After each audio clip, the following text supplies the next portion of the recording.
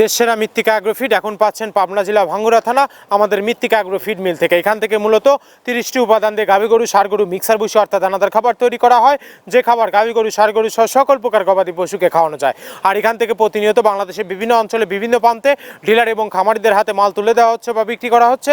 আর মৃত্তিকা অ্যাগ্রোফিড মিলের যে 30টি উপাদানের ভিতর কোনো প্রকার কেমিক্যাল ব্যবহার করা হয় না। এটা টোটাল ন্যাচারাল এবং অর্গানিক ফিড, যে ফিড আপনার গবাদি পশুর পার্শ্ব প্রতিক্রিয়া করবে না। আমরা অনেক সময় দেখে থাকি যে খামার ব্যবস্থাপনায় খামারে যদি 10টা গাভী গরু থাকে তার ভিতরে 5টা কনসেপ্ট হচ্ছে আর 5টা কনসেপ্টের সমস্যা হচ্ছে।